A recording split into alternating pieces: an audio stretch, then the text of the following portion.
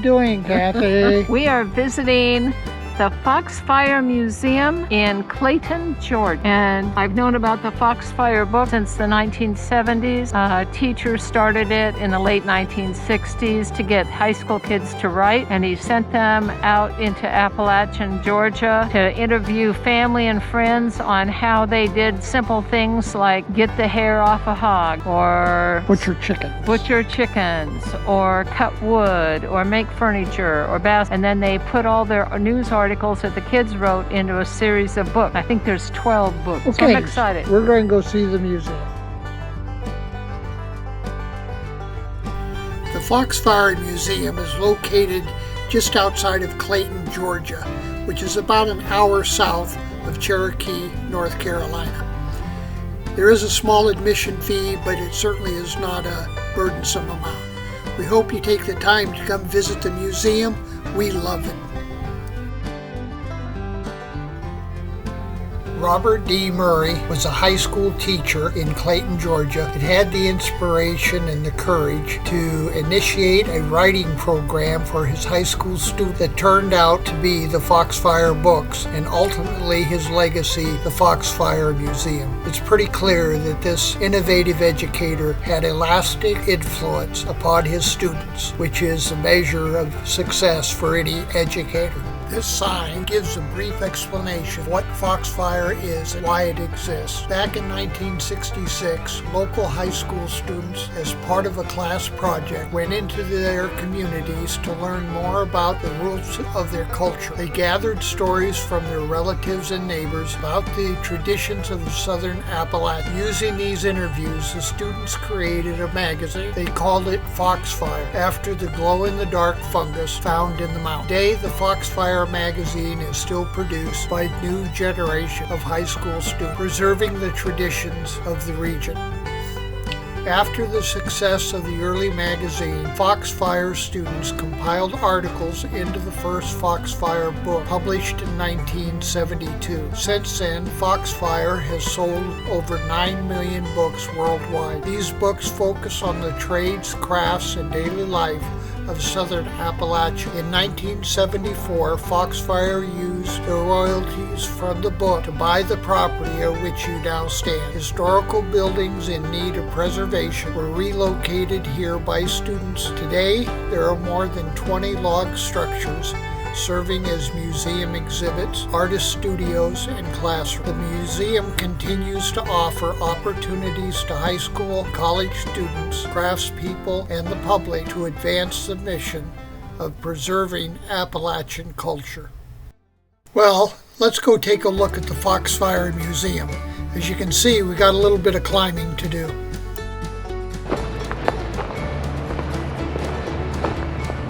Wilson family. It's named for Savannah Creek, north of Franklin, North Carolina. It is much larger than other homes from this time period. Richard Wilson and his family moved to the area in the early 1800s, saved several land grants from the government. They owned 4 slaves. The slave population was not as large as in coastal South.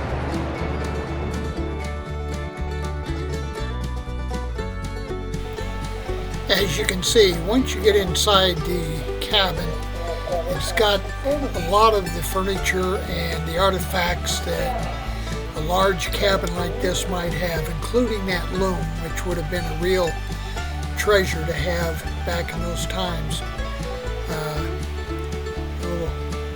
Little bassinet. The bed would have been pretty rugged sleeping from my perspective. But overall, this is a nice cabin for that period of time.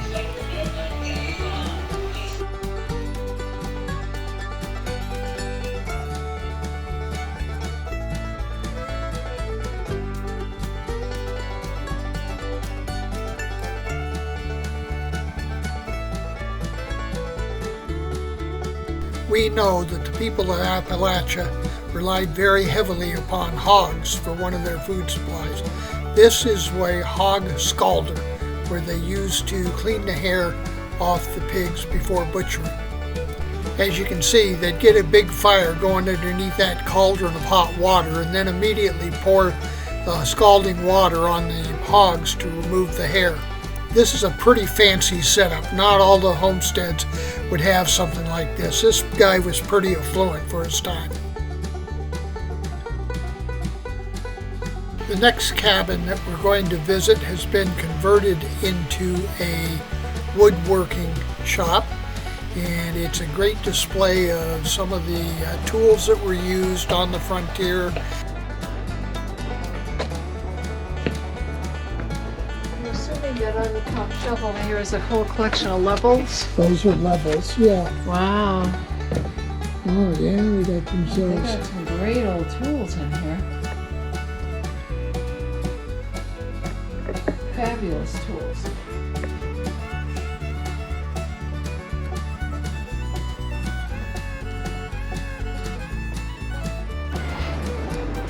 It says, one of the greatest tragedies in American history was the removal of thousands of Native Americans from their traditional territories in the east to reservations in the west. In this region, the Cherokees were taken from their homes and forced to walk to Indian Territory, located in present-day Oklahoma, in the winter of 1838, a distance of over 800 miles. Wagon is the only wagon still in existence known to have been used during the Cherokee removal. Wow.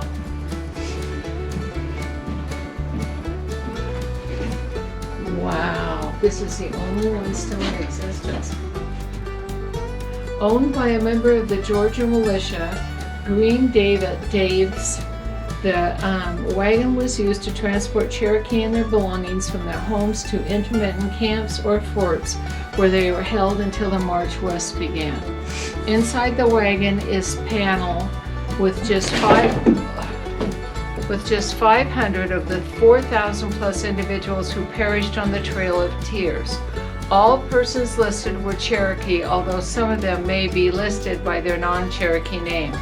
Today there are two united bands of Cherokee, the Eastern Band of the Cherokee Indian and the Cherokee Nation of Oklahoma. The Eastern Band resides on a reservation just outside the Great Smoky Mountains National Park in Cherokee, while the Cherokee Nation resides in Oklahoma. Some Cherokees were able to resist removal and remain in this region, resulting in the Eastern Band. The Cherokee Mountain traditional crafts, skills, and legends share their vibrant culture. Okay. This map represents the extent of the Cherokee Nation as it once existed. You can see it included Nashville, Lexington, Knoxville, and almost Charleston, South Carolina.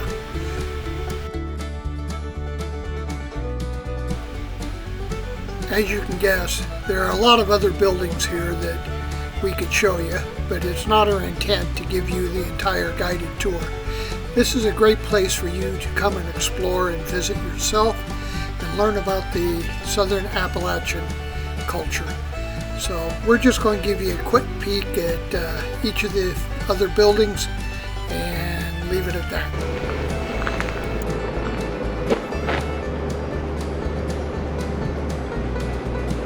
This is the Moore House. Is a dog trot style cabin. Originally from Clay County, a dog trot has two separate living spaces with a breezeway or hallway, which kept the cabin cooler during the summer. Boy, I can understand that. It's a sunroom.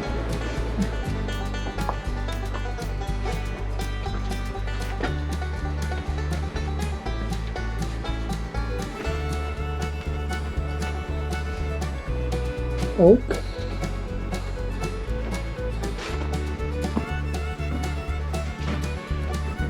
Oh, this must be a woodworker's shop. Pretty sure. Yeah, nice dolphins. All the period toys.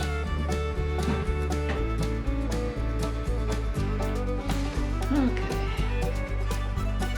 Facing the cabin on the left is a dedicated to toys and folk art, while the room on the right features pottery, basketry, and basketry.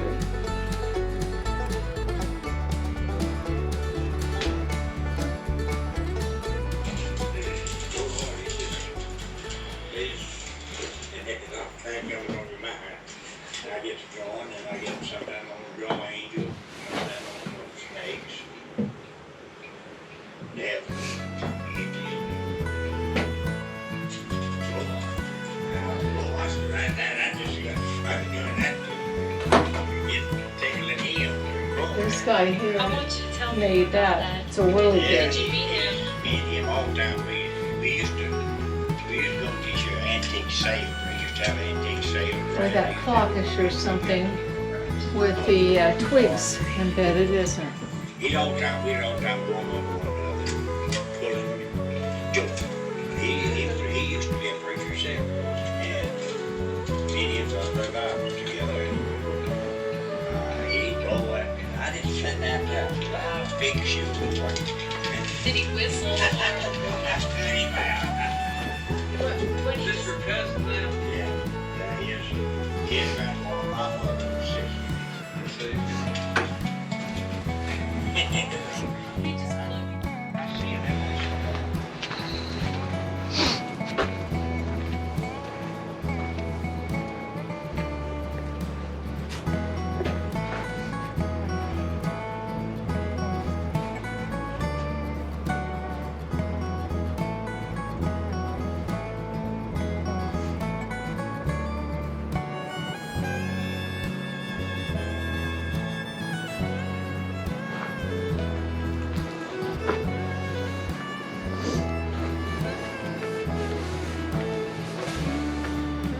That one in? No, because it's too high a step. I can help you. Oh, thank you. You'd want to see this. What? I mean, this is a nice museum. Lovely. It reminds me of your grandfather's pottery up in Oregon. Does, doesn't it? Stoneware. Canning crock.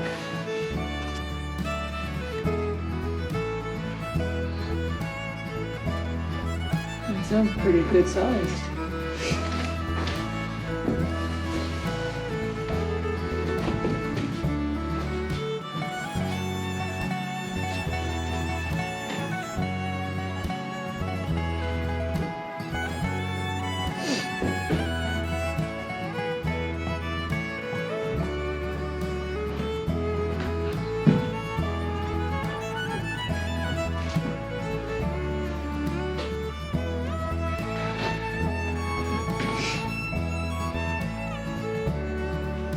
Woven baskets.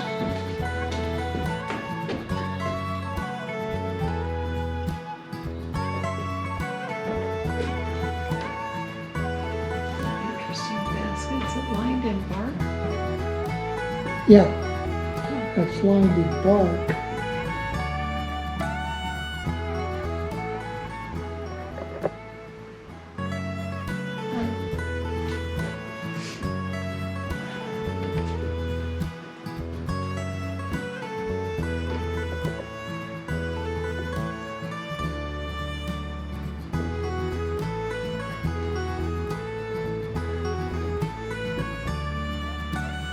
Oh gosh. Aunt Ari's knife. I actually read this story. When Foxfire first interviewed Aunt Ari, she was cutting the eyes out of a hogshead to make sauce. That same scene was replicated on Broadway and on screen by actress Jessica Tandy in the Foxfire play. For that scene, Foxfire students gave Jessica the very knife Ari used, a knife made by her husband Ulysses before he passed, as a good luck present. That knife remained with Jessica for decades and was used in every performance until it was passed to playwright Susan Cooper after her death. In 2018, Ari's knife came home to Foxfire. Isn't that something? What a neat story.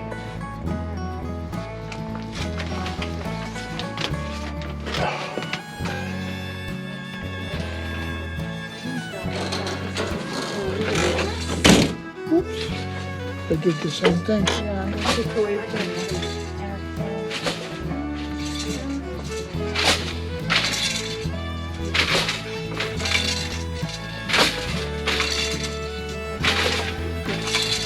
Thank you. Put my mask on. Yeah.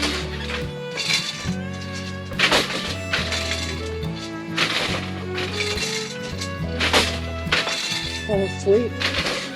You wake 'em.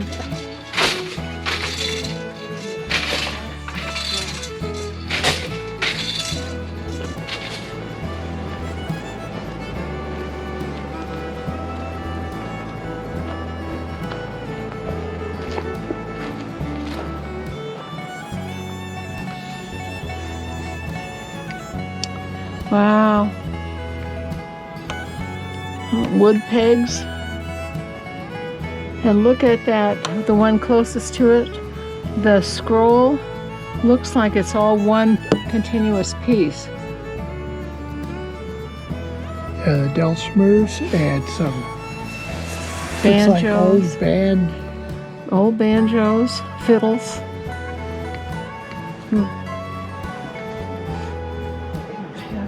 This happens to be closed today, so we can't get inside it.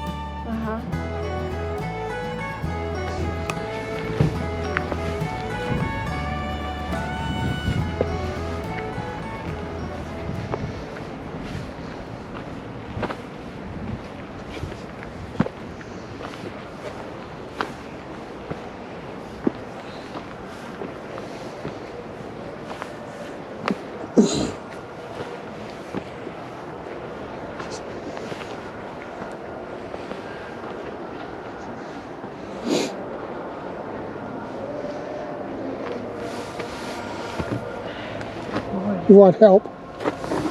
Here. I got it. If I can get the first one, it's going to remind me that if I come down, Okay, yeah, that first one's a doozy.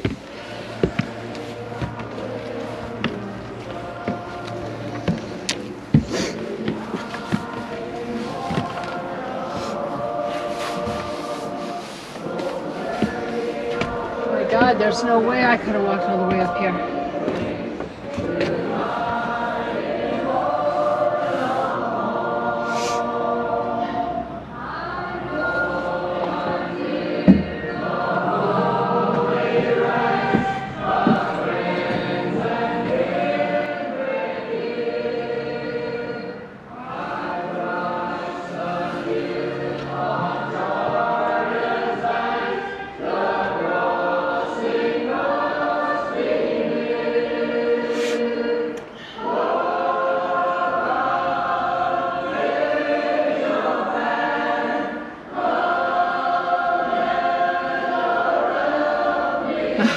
That's that step.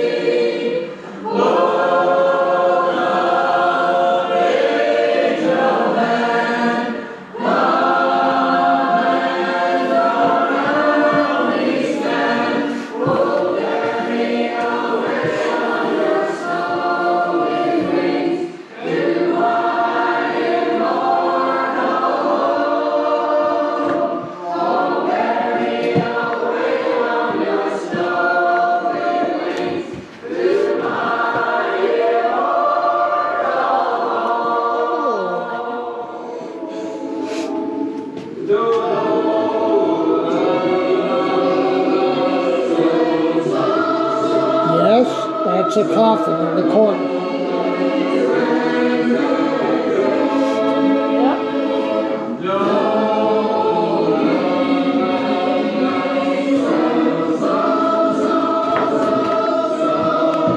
You see the child's coffin?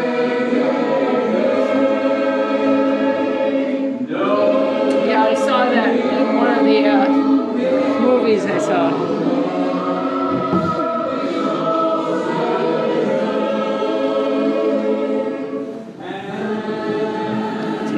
Singing. Horrible.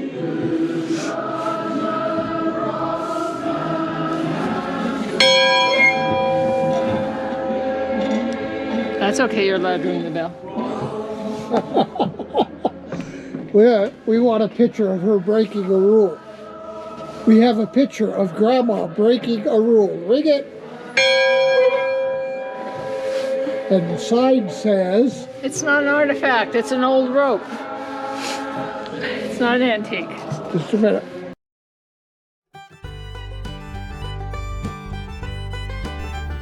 Well, thank you for joining us on our trip to Foxfire Museum. We really enjoyed our day. We hope that someday you take your time to come by the Foxfire Museum and enjoy it as well. We hope that if you like this video, you would please subscribe, let us know, comment, and we'll see you in the next video. Thank you all for joining us.